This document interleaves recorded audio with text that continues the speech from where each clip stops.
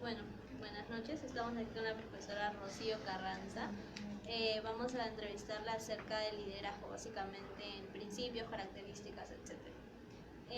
Desde su perspectiva, ¿qué es el liderazgo?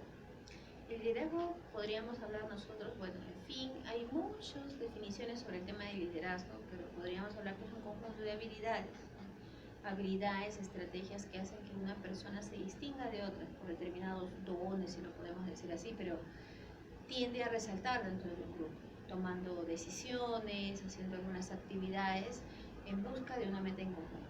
Entonces el liderazgo en general es eso, un conjunto de habilidades que llevan a un determinado grupo hacia, ¿no? Y el jefe de todo esto es el líder, ¿no? En este caso. ¿Hay diferencia entre jefe y líder? Sí, generalmente una persona líder escucha más las opiniones de las personas, escucha más las necesidades del grupo con el que trabaja, mientras que un jefe es más que todo autoritario, o sea, se ve más que todo en los resultados, más no se da cuenta de cómo se ha ido dando el proceso. Entonces sí es muy importante el escuchar a los demás para tener actividades o habilidades tan básicas como el tema de la empatía, el sentir por los otros, el sentir cómo siente el otro, es importante también esto. Bueno, ¿cuál es una de las características que usted cree que todo líder debe poseer? Todo líder, creo yo, que lo primero que tiene que hacer es ponerse en el lugar del otro, sentir como el otro, pero no solamente es un sentir como la clásica definición de lo que es empatía, sino también involucrarse y comprometerse en la solución del problema del otro. Entonces una puede ser la empatía, la capacidad de escucha, que también es diferente escuchar que oír.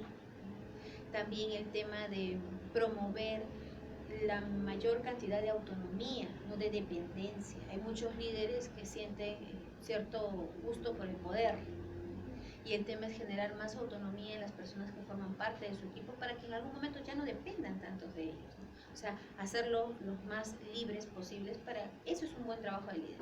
O sea, mientras pase eso, los resultados van a ser mejor. En este caso, para una empresa ayudaría más a la productividad. Exacto.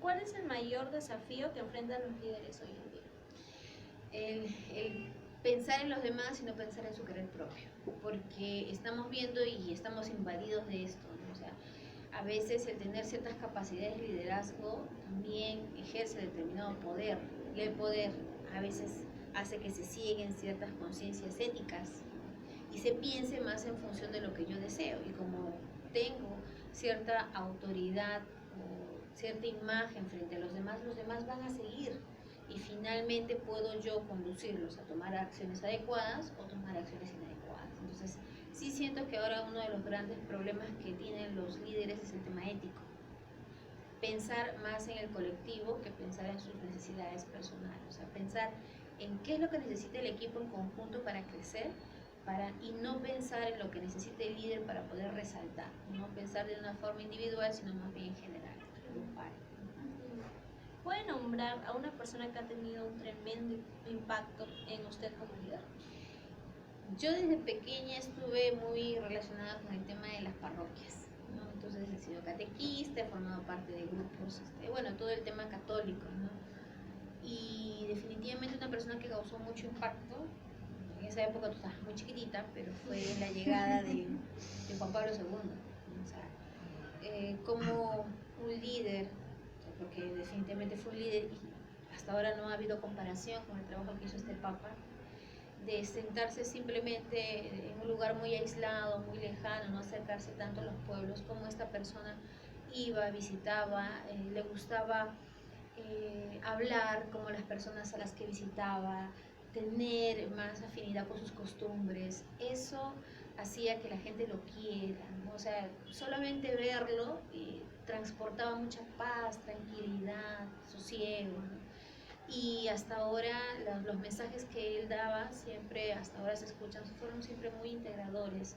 No juzgaba, en algún momento sí firme con sus apreciaciones, pero siempre buscaba el bien común, ¿no? El que la gente tomara buenas decisiones, ¿no? Desde su punto de vista católico, considero que fue un líder nato, ¿no? O sea, en verdad caló mucho, inclusive muchas personas en esa época, en donde todavía la religión católica pues tenía mucha más preponderancia, pues estaban mucho más pegados a lo que él decía. Cuando falleció, si es que en esa época ya estabas pequeñita, viste, bueno, pues fue todo un suceso, ¿no?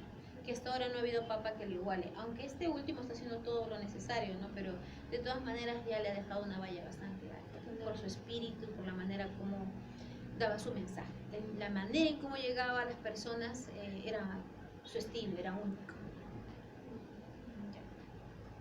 Miss, ¿cuáles son las decisiones más importantes que hace como líder de su organización? Como líder de una organización, las decisiones más importantes son tener un equilibrio entre lo que yo quiero conseguir, entre los resultados que quiere la empresa, que quiere la organización, y la diferencia entre lo que es lo que quieren los trabajadores. A veces el tema de necesitamos esto a fin de determinado periodo de trabajo involucra muchas veces pasar por las necesidades de las personas que son tus colaboradores. Entonces, como el líder tiene que ver poner en una balanza estos dos aspectos. Si aprieta demasiado, los colaboradores se afectan y entonces ya finalmente están trabajando de manera más automatizada y no porque en verdad se sientan bien. Y si no lo hacen y si finalmente también solamente se piensa en ellos, entonces tampoco vamos a poder llegar a los objetivos que quiere la organización.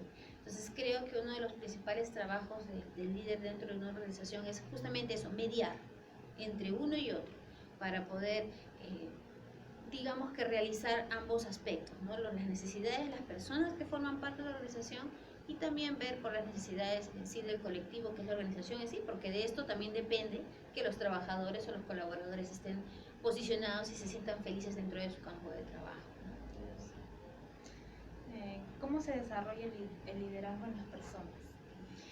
Hay muchas tendencias. Hay algunos que hablan que el liderazgo se nace o se hace, ¿no?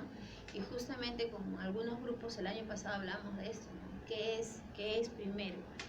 Y sí es verdad que hay un componente en las personas, cierta tendencia a tener ciertas habilidades ya predispuestas para ser líder, pero en verdad el componente, el contexto, el lugar en donde vives o las condiciones en las que tú durante tu vida pues te van marcando, hacen que tengas ciertas habilidades que puedas ser líder. Entonces creo yo que hay de los dos lados, ¿no? Hay un componente, como le digo, innato, podríamos decirlo así, y hay otro componente que es social. Y si no, pues no aprenderíamos, ¿no? Y hay muchas personas que de repente en su época de pequeños han sido bastante tímidos, bastante introvertidos, y como después de egresados de la universidad se vuelven perfectos oradores, personas que llegan a los demás, personas que transmiten, ¿no? Entonces, definitivamente creo que son personas que hagan uso de lo que tienen. Puede también haber tenido capacidades de pequeño, pero si el contexto no le dio la necesidad de sacarlas a lucir, a puesta en práctica, finalmente entonces también se duerme y está ahí, porque hemos estado dentro de nuestra zona de confort, entonces no ha habido la necesidad. O sea, un líder se hace en función también de las necesidades que se van dando. ¿Cuál es un error que los líderes hacen con más frecuencia que los demás?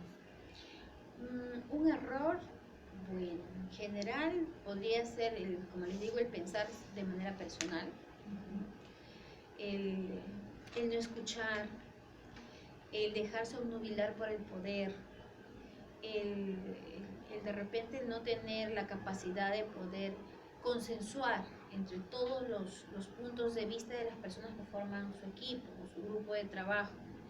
Eso es una de las dificultades más básicas. ¿Por qué? Porque hay miedo en el líder de querer quedar bien con todos. Entonces, yo quiero quedar bien con Danisa, quiero quedar bien contigo y contigo. Entonces, yo lo que debería de hacer un líder debería llegar a que los tres se pongan de acuerdo en esto, que beneficie a los tres. Pero para no quedar mal contigo, entonces ya hacemos lo que tú dices. Pero hay dos personas que se ven afectadas. Entonces, creo yo que uno de los aspectos también, adicionalmente de los que he nombrado, es el tema de no tener esa capacidad de poder llevar al grupo y tomar una decisión en función de todas las necesidades, sino en función de que me quieran, ¿no? De no perder esa preponderancia con el resto. Entonces tiendo a ser el bueno, ¿no? Y a veces ese es un líder inadecuado, pues porque simplemente hace las cosas que el grupo dice, porque está en una posición entre comillas de poder, pero al final no representa, finalmente se deja llevar sobre el resto. Seguimos. ¿Cómo se puede fomentar el pensamiento creativo en las personas? El pensamiento creativo empieza a partir de una situación de problema, ¿no?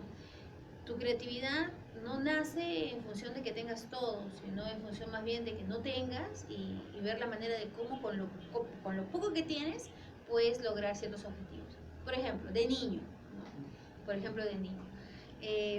Antes tú, me imagino de niño, ¿con qué jugabas? Mi trompo, mi Tus canita. trompos, tus canicas. Perfecto. Mi arrío rima. Ya está. Me aventaba. Cuando no tenías tus trompos, tus canicas, ¿con qué jugabas?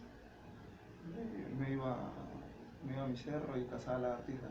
Perfecto, ¿ves? ¿Y con qué los cazabas? Con mi onda.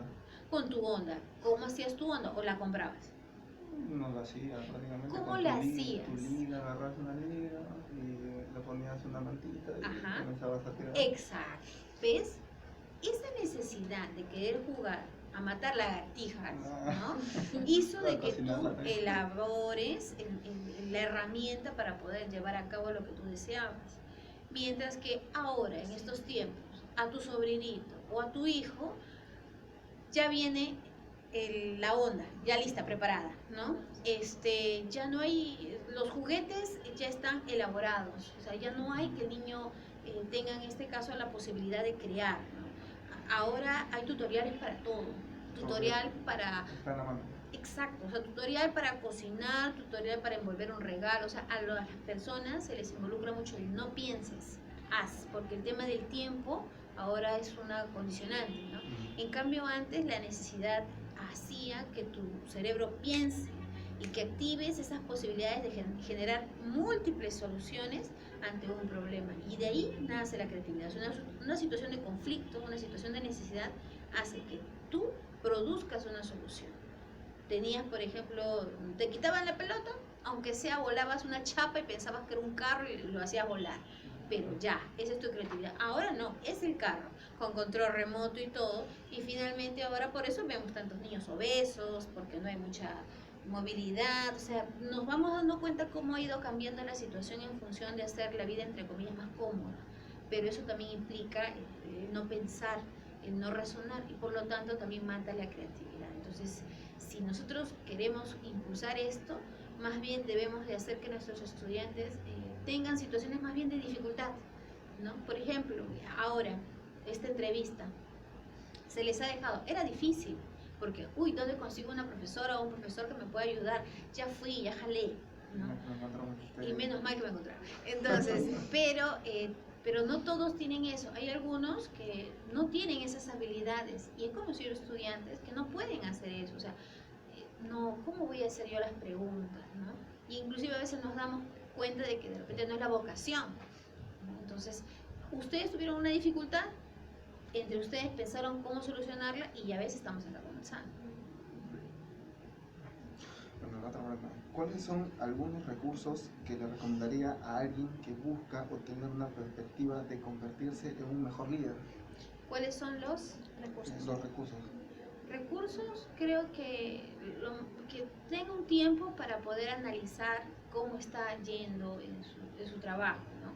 Es importante también retroalimentarse de lo que dice el grupo.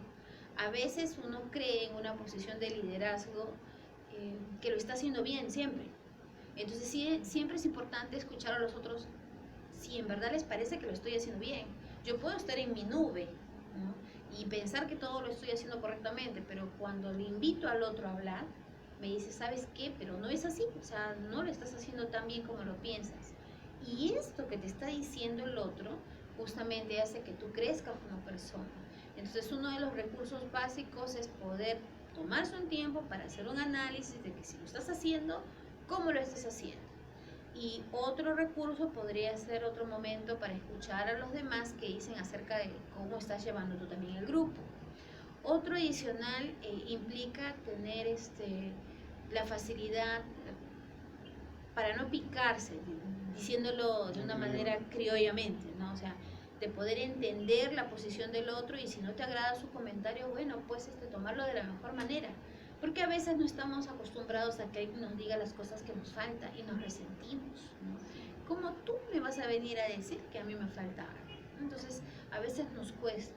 Creo que mientras tengamos esos aspectos, que considero de repente son algunos de los más importantes, no sé si por ahí se me escapa alguno, pero creo que podríamos hacer justamente eso, ¿no? O sea, ser buenos líderes en función también de lo que nos dice el resto. Ya. ¿Qué consejo le daría a alguien al entrar en una posición de liderazgo por primera vez? Que no se asuste. No se asuste porque el tener a cargo, ya sea una persona o dos o tres o más, finalmente hace que tú seas responsable de algo, de todo lo que pase. Entonces, a veces cuando uno sale al campo laboral y te dice, bueno, vas a trabajar con este colectivo y todos son pares, no hay problema. Pero cuando te dicen, tú vas a estar a cargo de este equipo, bueno, pues todo lo que hagan ellos es parte también de tu responsabilidad. Entonces, muchas personas frente a esto como que se amilanan, ¿no? Y dicen, ay no, creo que no, no estoy preparado. Entonces, un consejo podría ser Tomarlo de la mejor manera. tomarlo de la mejor manera, tratar de ser lo más sincero posible. El tema de que tú desnudes los aspectos que te faltan o decirle a los otros que juntos vamos a poder crecer en equipo, no involucra un tema de sentirte menos, sino más bien de hacer que entre todos se den cuenta que eres humano y que no tienes las respuestas para todo. Entonces, sí es muy importante que las otras personas que están, en este caso, o sea, que forman parte de tu grupo, sería muy importante en este caso que tú las escuches, que tú entiendas. Y para nuevos líderes es algo importante, nutrirse de lo que te dicen que cómo estás yendo, para poder ver y hacer algunos cambios cuando es momento. Y no está de más, pues siempre tener personas también, otro consejo podría ser tener personas de confianza que te puedan decir qué pasa, o sea, no solamente el grupo en el que trabajas, sino personas de repente, amistades, que no necesariamente, o sea, que sean buenos amigos, no el amigo que te adula, que te dice que está todo bien, sino que te diga, bueno, pues qué te está faltando, cómo te está yendo. Es en el plano amical y si es en el campo laboral, bueno, si es que tienes la suerte de contar con alguien, algún cargo superior o alguien por allí que te puede decir cómo lo estás haciendo.